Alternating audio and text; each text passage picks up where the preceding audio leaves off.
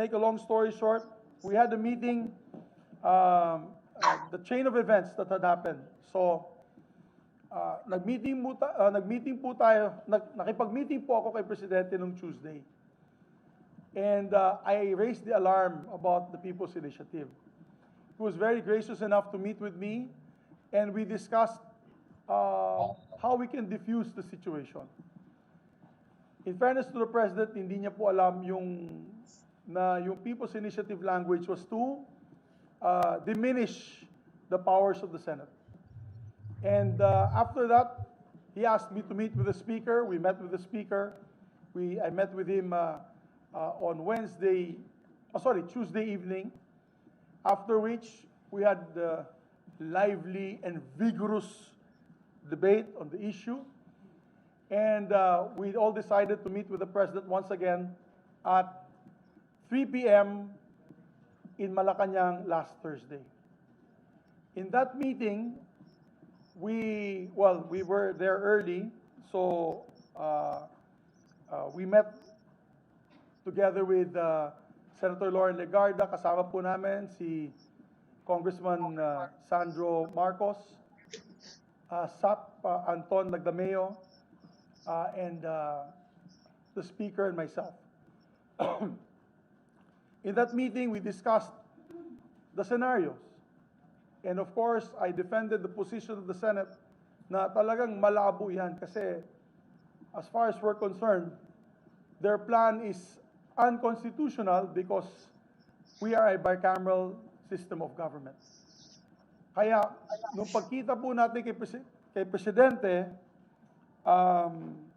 we decided, the President, first of all, and I'd like to thank the President for his comment that the PI is too divisive, and even mentioned news items from the major networks that he watched the night before. At sabi, nagkakagulo na, bakit nagkakaganyan, may bayaran, and he even said na, and I thank the President for this, because he even said na, dati ako senador. Bilang dating senador, hindi din ako papayag na ma-undermine o ma-diminish ang kapangyarihan ng Senado sa pagdating ng usaping bicameralism or bicameral form of government. So maganda po ang direksyon ng Pangulo. And ang sabi niya sa akin at kay Speaker, sabi niya, why doesn't the Senate take the lead in the discussions of the economic provisions and then you approve your version which the House can adopt? So that was the position of the President. Para hindi na tayo maglalagay pa kung ano-ano pang mga amendments na sa tingin natin ay magagalit ang taong bayan.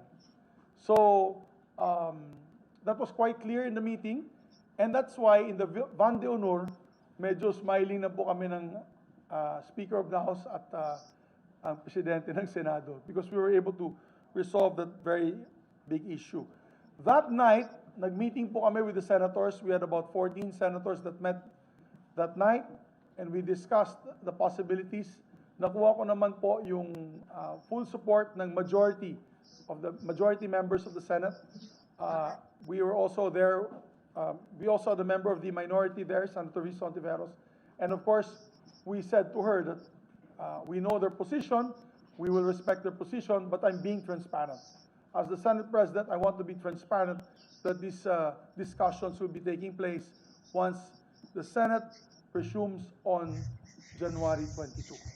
Sorry, isa pa. Sir, kasi ever since naman, di ba, divided yung Senate in terms of Chacha, and parang kayo mismo nagsabi dati, sir, na pag pinush yan, hindi talaga yan mananalo dito sa Senate. But since kayo mismo, sir, yung may reso na, did you get the support of the 14 senators para pumasa po yung economic provisions, Chacha? We got the support of all the senators that were there, except, of course, for the minority. The minority is non-committal. They have to see the amendments first. They want to participate in discussions and the debates. I'm talking about Senator Risa. She was the one who said na wala muna siyang may dadagdag. Although she was happy that the discussions will be moving away from the plan of the PI na ikapon kami. Happy po silang lahat na ang sinabi ng Pangulo na dapat dito na tayo sa ganitong klaseng proseso. Hindi po yung sa gusto ng People's Initiative na yan, na EDSA Puera, na gusto nilang ikapon ang Senado at magkakaroon po ng mga posibleng amendments na hindi po natin makokontrol bilang Senado. Because you have to remember that the gist of this proposal ay pagdating po ng isang constituent assembly, which can be called by either one, hindi joint. Either one can call for this. Ay 3/4 vote lamang ang kailangan. So I did a simple computation. Kung 300 congressman yun at 24 senators, that's 324. Technically, 3/4 vote is only 243. So maski na po mag-walk out po tayo, maski na po absent kami, they can amend the Constitution. And we can no longer protect the people's interest in the system of checks and balances that we are, which is enshrined by the Constitution through a bicameral form of government. So, no, we need a total of 18 votes when it comes to amending. Kasi 2/3 ang 16, 3/4 is 18.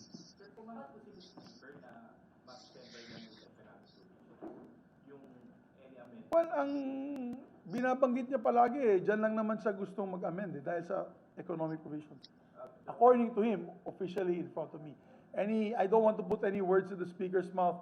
I would rather that you ask the speaker himself on his position on this matter.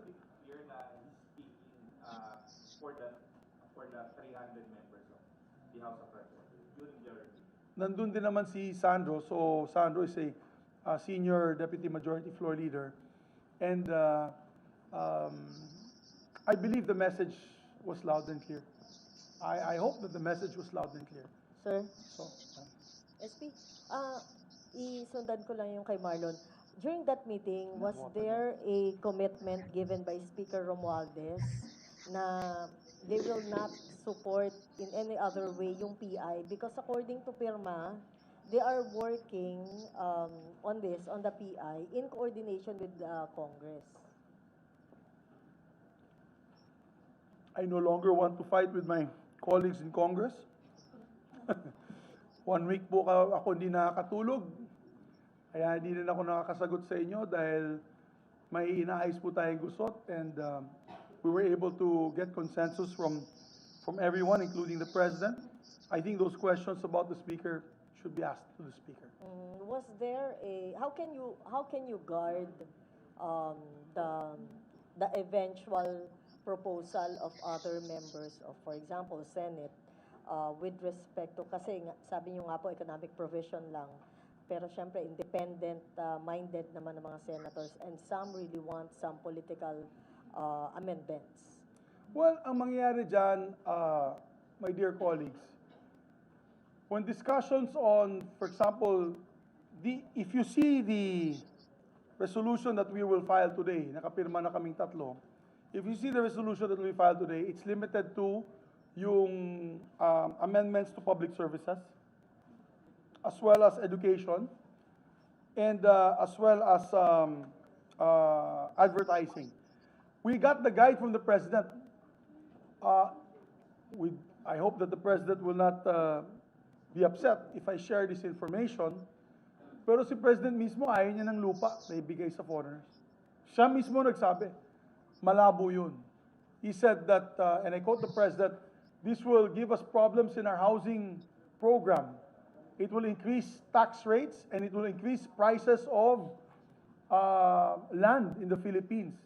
And he even cited some countries kung saan na may foreign ownership na yung mga mismong locals ay hindi na po nakaka-afford ng lupa doon at lumalabas na. Kaya na nga nagkakaroon ng Asian hate dahil may mga areas like Vancouver, Toronto, and Canada wherein a lot of Chinese, Hong Kong nationals pumunta doon, binili lahat ng property.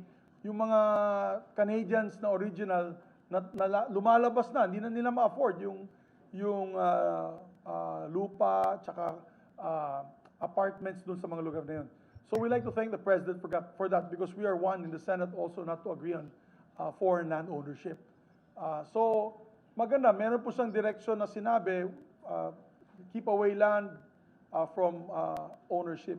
Sir, And sorry. even media, sabi niya, ayaw din niya ng media kasi kung may foreign ownership of media, baka mag-influence peddling pa yan dito on certain agendas. So ayaw din yan po yun. So we're limiting it, as far as the Senate is concerned, that Thursday night discussion, we're limiting it to the scope of the Public Services Act, education, because we feel, lahat po kami naniniwala, na bakit hindi makapasok ang Harvard dito, ang Yale, ang Stanford. Pwede naman sila mag-set up po ng eskwelahan dito.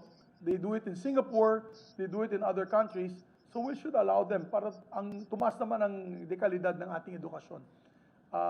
And of course, we're limiting it to these three right now. Sir, two more questions lang, Yeah po. sir. Pabusin ko na lang si Chair and then- Oo, yeah. sorry, Marlon, sandali. Alright. Sir, so pumayag doon si Speaker na, in the first place, aware si Speaker na merong ganitong resolution, and he agreed na in the end, at the end of the day, they will just vote according to your version, ganun po. That was the agreement that we had made in Malacanang on the 11th of January at 4 p.m. Sir, last question. So yan yung agreement po namin, and I hope all parties will agree, and we thank the President for that, because ang totoo dyan talaga magkakaroon ng constitutional crisis. Hindi po talaga papayag. Alam mo, lahat ng mga kasamahan ko, atat na umatake. At sabi ko sa kanila, pag lumaban tayo, there's a point of no return. Kasi kung magkakainitan ng dugo ang House and Senate, paano natin maipapasa yung mga batas natin? Kung ayaw mo makipag-usap sa congressman, how do we do the bicameral conferences? How do we do our LEDAC? Pagkakagulo, masyado mainit. So, ang talo dyan ang taong bayan. So, I had to keep a cooler head, and even if it was very difficult for me not to say anything about this issue, we wanted to find a win-win solution that would limit the impact in terms of a constitutional crisis with both houses of Congress. Sir, one last question from my end. Is this going to be a priority? Is it going to be prioritized? It will be a priority by the Senate as far as we're concerned. Only on economic provisions, napakaklaro yan, we will have public hearings, and in these public hearings, we will have debates. And as you said, kung meron man propose ng controversial dito sa Senado, term limits or removal of term limits or change of government, I'm sure the members of the committee, the subcommittee, or kung gusto ng ating mga kababayan, gawin natin na committee on the whole to be presided by myself and Senator Angara, we can put it on a vote. And obviously, 18 votes at each time. Sa committee level, para paglabas ng committee report, that was voted upon by 3/4 of the members, yung final committee report, and then we'll put it in plenary and make a vote on again for 18 votes or for 3/4 vote. Well, I cannot predict what my colleagues would be saying, but I think the simpler the amendment, the easier to get 18 votes from my colleagues. Sir, Was there any discussion on political reforms, particularly term limits, lifting of term limits, and then change of Wala naman. Wala naman. Kasama ni Pangulo, wala naman. And by filing this resolution, is that an admission na may defect, may constitutional defect, yung amendment sa PSP? Because my eyes were open because we had a meeting with Frederick Go, yung kanyang officer, or the presidential assistant for his economic team. And we spoke also to several other businessmen. Natatakot sila. Kasi kaya nga maraming pledges, hindi pa natutuloy po yung pledges is because whenever they speak to their legal team here, yung mga Filipino lawyers, meron pang pending sa Supreme Court. So, sayang naman, no, napakasayang. Kung 1.1 trillion nga ang pledges ng mga dayuhan na mag-set up ng mga businesses dito, bakit naman natin sila atsapuera? Ay pupunta lamang yan sa Vietnam, pupunta lamang yan sa Thailand, sa iba't ibang bansa, kawawa naman ang Pilipinas. So, we are we listen to the pulse of the public.